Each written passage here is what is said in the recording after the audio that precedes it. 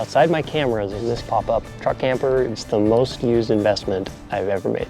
So if you're on the fence, you should probably just go get one.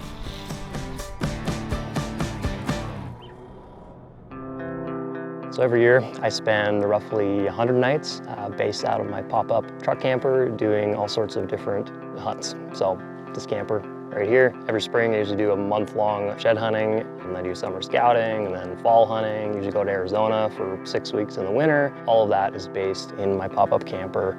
In this video, I just wanted to run through this camper, how I have it set up for hunting. So let's jump into it. All right, first things first, this is a 4-wheel pop-up camper. The model is a Fleet Shell, and I've got it in my F-150. Didn't have to add any extra leaf springs or suspension to it because it only weighs about 1,100 pounds. So when I get to the trailhead or wherever I want to park, I just undo, there's 3 latches on the top on each side, so 6 total. I can pop this guy up in about a minute. So in a minute, this thing is fully livable. I can jump inside, get out of the wind, rain, whatever. So let's go jump inside and take a tour.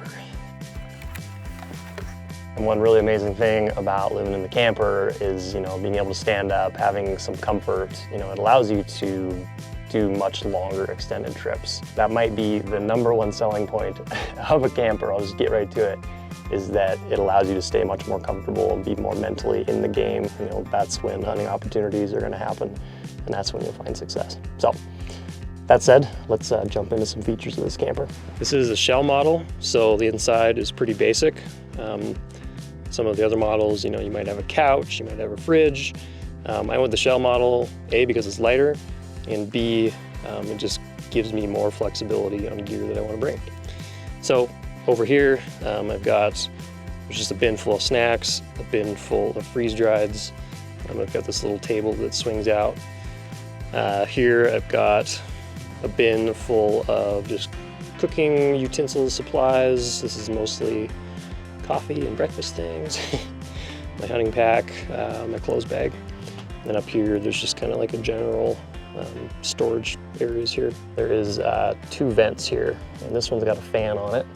And so if it gets really hot, or if you're cooking, you want to make sure you don't die of CO2 poisoning, you can turn the fan on and pump air out. And come over to this side. So we've got a cooktop here that's attached to 2 propane tanks.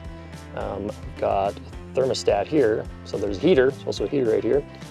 And I found with the 2 propane tanks, if you're just using heat, in the morning and the evening, and you're boiling water twice, sometimes 3 times a day, you can usually get like 8 to 10 days of use out of this camper before you need to refill propane. As far as meal prep in the campers, obviously do breakfast here and dinners, and I try to keep things super simple. Usually for breakfast, I'll just boil some water, have some coffee, maybe an oatmeal. Sometimes I'll pull a yogurt out of the Yeti cooler. And then for dinners, honestly, I eat freeze-drieds probably 70% of the time. And the main reason for that is, often you get back to the camper at 10 p.m., you got to get up at 4 a.m., and it's like the last thing you want to think about is meal prep. So trying to keep things simple is definitely the name of the game. And when all you got to do is boil water, it's pretty great. So, but obviously you have the option with this double burner in the back to do any type of cooking that you want. Then down under here, there is 2 deep cycle batteries in there that are attached to an inverter, which allows me to plug in with 12 volts right here. So I can charge laptop, I can plug in basically anything I want. There's also 4 USB ports right here. Just allows me to charge devices when I need to. When the nights are super long, you need something to do in the camper. I got this little table that swings out. Often, especially when I'm on my own, I'll put my laptop here and I'll edit photos. But if you got a partner in here, it's fun to play cribbage as well. This is a little mini cribbage board. If I want to sit outside or have a little bit more comfy camp chair option, on the side here, these guys flip up, exposing more storage options here. And here I've got 2 Helinox camp chairs. So these camp chairs are stupid light. These ones weigh, I think, 1 pound, and they're really comfortable and they take up hardly any space. All right, so in the back here, we've got a bed. This bed actually pulls out into the size of king, which is crazy. When it's just me in here,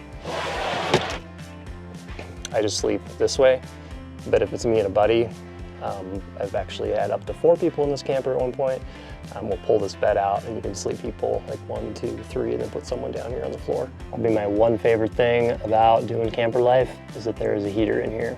And when the weather sucks or it's raining, you're drenched, it's snowing, whatever, you can just jump inside, turn the thermostat up, and I mean, you can pretty much get it 70 degrees in here, no problem. So a few years ago, 4 of us went down to Colorado. We get down there and we heard the storm and Sentry was coming, and we basically proceeded to have 4 days straight where day 1 it snowed 2 feet, and then after that it got basically 20 to 30 below Fahrenheit every day for the next 4 days. And so absolutely brutal. And we all ended up piling into this camper. We ran the heater nonstop. We were actually able to hunt. We spent a lot of time in the woods, and we just had, you know, like legitimately a safe and warm and dry space to come back to every night after hunting. So definitely an extreme example of why having a warm place like a camper is really nice to come back to, but it definitely allowed us to do that hunt when we probably would have had to gone home otherwise. All right, let's jump outside. All right, so outside of the camper, every hunt that I go on, again, because there's no fridge in here or anything, you definitely need a cooler. When I'm on elk hunts, I'll bring 2 Yeti 105s. One of them I'll keep full of ice and has kind of my fresh foods, fresh goods in it, and the other one I'll just keep empty. But a full elk, completely deboned, will fit into 105s with a little bit of ice. If you're doing something like a deer hunt, you know, you can get away with putting a full deer in one Yeti 105 and then maybe keep a smaller one for your fresh items. But yeah, 2 of these guys is pretty crucial for elk. Got 6 gallons of water here. Typically, I'll drink about 3 liters a day. So if there's 2 of you, you know, you'd be doing 6 liters a day. You do the math, that thing will probably last 4 or 5 days with a couple of you.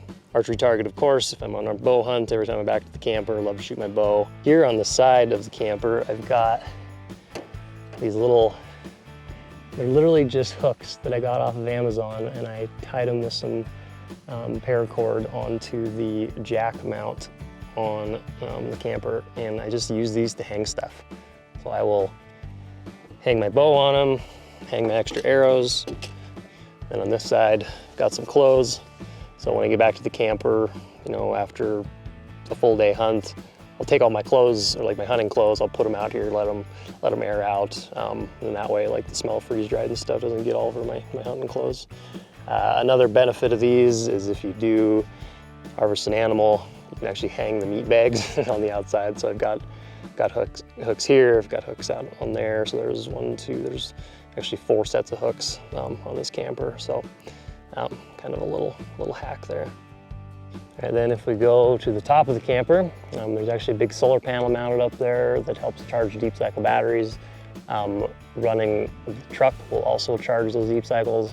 So pretty much can keep a full charge for a solid, probably 5 days to a week. You know, you're running you know, charging the laptop, charging batteries, running the lights, the fan, etc., until you need to, you know, turn the truck back on.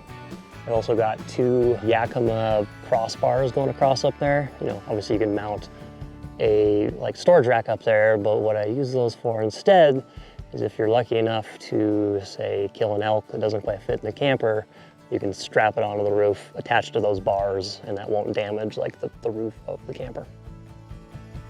So when it comes to, you know, living in a camper or buying gear, etc., you know, I feel like in the hunting space, so much of it boils down to, you know, investing in things that allow us to be more comfortable so we can spend more time in the woods, you know, doing the thing that we love. And so, you know, having a very comfortable home base on wheels, for me anyway, has been huge and crucial. I've probably spent 400 nights in this camper. Outside my cameras, it's the most used investment I've ever made. So if you're on the fence, you should probably just go get one.